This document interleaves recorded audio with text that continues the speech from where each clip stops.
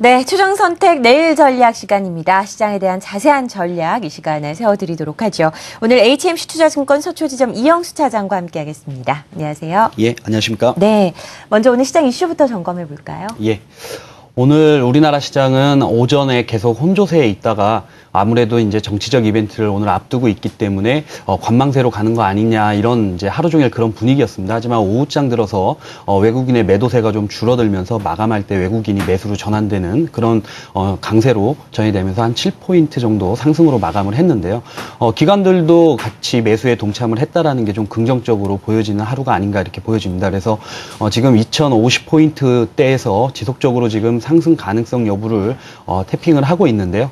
과연 이 박스권을 돌파를 할 것인가 여부가 초미의 관심사인 것 같습니다. 그래서 오늘 FOMC 회의 결과에 따라서 내일 시장의 변수는 분명히 있다라고 보여지지만 지금 외국인의 매수 패턴이라든가 국내 기관들의 지금 양상으로 봐서는 조금 상승 가능성을 기대해도 되지 않겠느냐 이런 분위기로 좀 보여집니다. 하지만 오늘 이번 주에 지난주부터 좀 조정을 받았던 주도 업종들이 이번 주 들어서 사실 반등이 좀 이루어지고 있습니다. 그래서 지난주에 말씀드릴 때 매수 관점으로 이렇게 말씀을 드렸었는데 대형주들 같은 경우 긴 꼬리를 달면서 반등을 하는 종목들이 굉장히 좀 많이 나왔습니다. 화학업종도 그렇고 조선업종도 그렇고 대표적인 종목들을 보게 되면 조정을 받은 뒤에 눌림목 가운데에서 급하게 꼬리를 달고 반등이 나오는 그런 모습들이었기 때문에 대형주 중심으로 반등 가능성은 충분히 있다라고 보여집니다. 그래서 오늘은 사실 어떻게 보면은 주도 업종이 별로 없는 듯한 그런 모습이었는데요.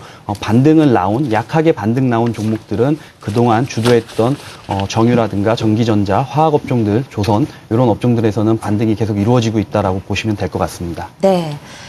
우리가 시장을 보는 여러 가지 변수 중에서 오늘 예고에서도 말씀드렸듯이 환율을 짚고 넘어갈 필요가 있을 것 같습니다. 원화 강세로 인해서 수출주들이 좀 타격을 입을 것이다라는 이야기도 많고요. 전반적으로 지수 상황을 살펴보면 역사적으로 이 환율 때문에 변곡점이 생긴 경우가 많기 때문에 말씀을 드립니다. 그리고 또 외국인들 환율이 굉장히 민감한 그런 상황이 연출되고 있는데요. 앞으로 어떤 전략이 환율을 통해서 제기될 수 있을지 말씀을 좀 설명해 주시죠. 네.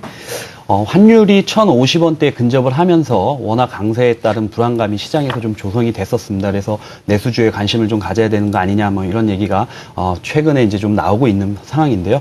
정부에서 적극적으로 개입을 하면서 1,060원대로 올라서긴 했지만 역사적인 그 강세 저점에 와 있는 거는 맞다라고 말씀을 드리겠습니다. 그렇다면 이 환율이 과거의 어떤 패턴으로 보게 된다 그러면 지금 이제 표를 하나 보시게 되면 원화 강세일 때 외국인들이 주식 매수세가 감소했던 게 과거에 역사적으로 한 1,050원대 밑으로 내려가게 되면 그 매도가 나오면서 주가가 꺾이는, 그래서 과거에 그 지수 변곡점의 어떤 역할에 기준점이 됐었던 시기들이 있었습니다. 그래서 그렇다 보니까 이번에도 그런 우려감이 시장에 확산이 됐는데요.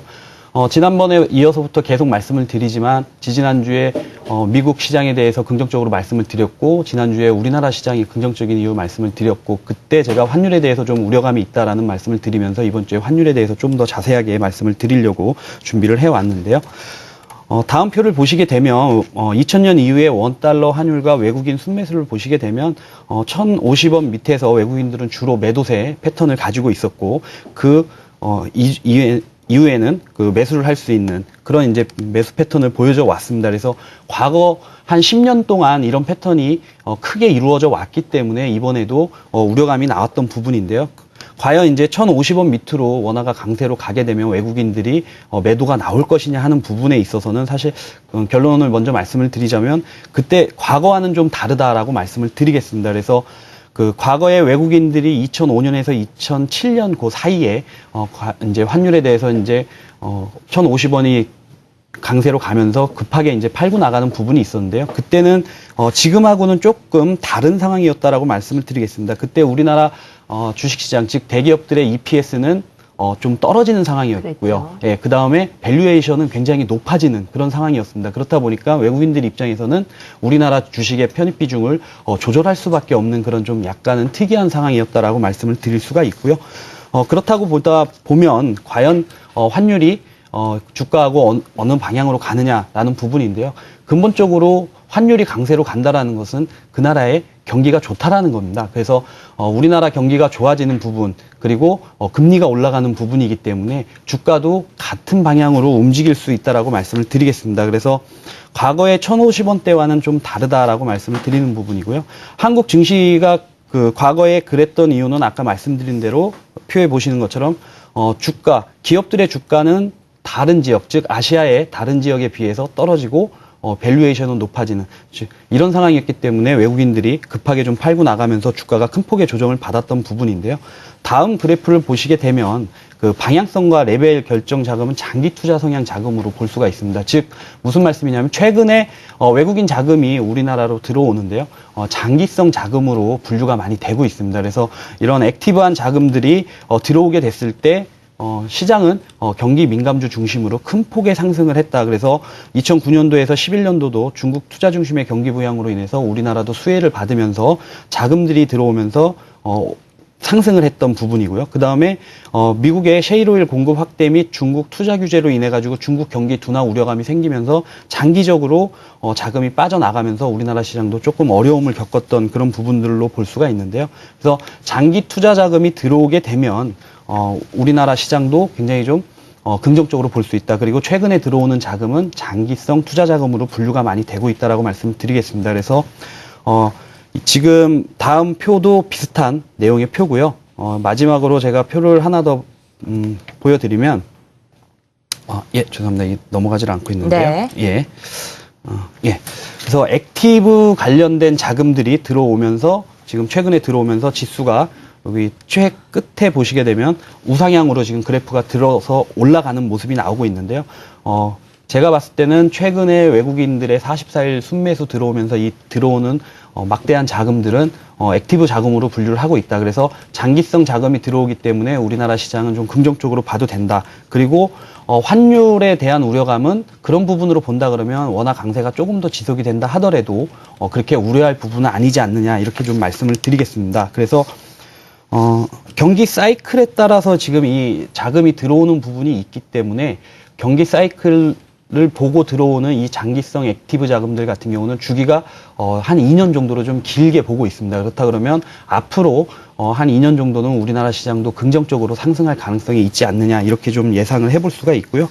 그렇다 보면 그동안 상승을 주도했던 경기 민감주 조선, 화학, 전기전자 이런 부분들을 지속적으로 관심 있게 봐야 되지 않느냐 이렇게 좀 말씀을 드리겠습니다. 그래서 지지난주서부터 큰 흐름으로 미국 경기도 경기 사이클이 좋아지고 있다라고 말씀을 드렸고요. 우리나라 시장이 아시아에서 다른 어떤 나라들보다도 매력적인 부분이 있기 때문에 밸류에이션 상으로 또 저평가되어 있고 그래서 우리나라 시장 좋다라고 말씀을 드렸고 한 가지 이제 환율에 대한 부분에 대해서 지금 말씀을 드리는데요. 원화 강세로 가는 부분에 대해서 크게 걱정할 필요는 없지 않느냐 이렇게 결론적으로 말씀을 드리면서 주가 상승에 대한 기대감을 좀 가지셔도 되지 않을까 이렇게 생각을 하고 있습니다. 원화 강세, 일단 시장이 1,050원 밑으로 내려갔을 때 역사적으로는 외국인들의 매도가 나왔지만 현재는 기업들의 이익, 시장의 체질, 여러모로 다른 점이 많기 때문에 우리가 그렇게 우려할 필요는 없다라는 게 전반적인 오늘 전략의 요지라고 할 수 있겠습니다.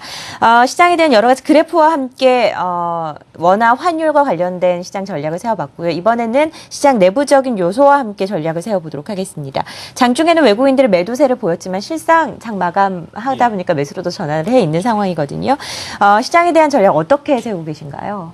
예, 아까 말씀드린 것처럼 오늘 정치적인 변수가 있습니다. 그래서 네. 내일 시장은 보고 대응을 해야 되겠지만 환율 강세로 인한 불안감도 조금은 잦아드는 모습이고요. 2년간 이 박스권이었던 2,050포인트를 어떻게 돌파를 해서 강하게 나갈 것이냐라는 부분이 저항이 만만치 않습니다. 특히 이제 계속 얘기가 되고 있는 펀드 환매 물량들, 개인들의 펀드 환매 물량으로 인해서 기관들이 지금 지속적으로 매도를 하다가 최근 이번 주 들면서 매도세가 좀 줄어들었고요. 오늘 기간이 매수로 전환이 됐습니다.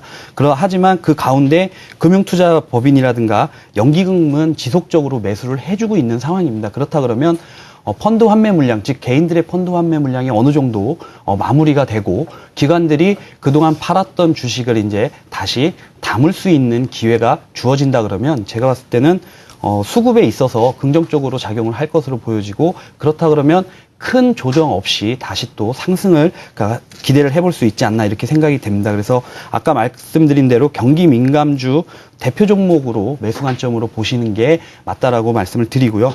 특히 이제 아까 말씀드린 것처럼 조정을 받으면서 누름목이 나온 대형주들이 굉장히 많이 있습니다. 이런 종목들을 분할 매수로 대응을 하시는 게 맞지 않나 이렇게 생각을 하고 있습니다. 특히 이제 최근에 그럼 대형주냐 아니면 중소형주냐라는 얘기를 많이 하게 되는데요. 중소형주들 같은 경우는 제가 봤을 때는 철저하게 전방산업을 위주로 보고 투자를 하시는 게 맞습니다. 특히 뭐 반도체 장비라든가 휴대폰 관련돼서도 마찬가지고요. 그래서 전방산업이 갈 수 있는 부품주들, 코스닥은 그쪽으로 관심을 갖고 보시는 게 맞지 않나 이렇게 생각을 하고 있습니다. 네, 코스닥 전방 산업이 기대되는 부품 종목들 좀 관심을 가지자는 이야기까지 들어봤습니다. HMC 투자증권 소초지점 이영수 부지점장과 함께했습니다. 고맙습니다.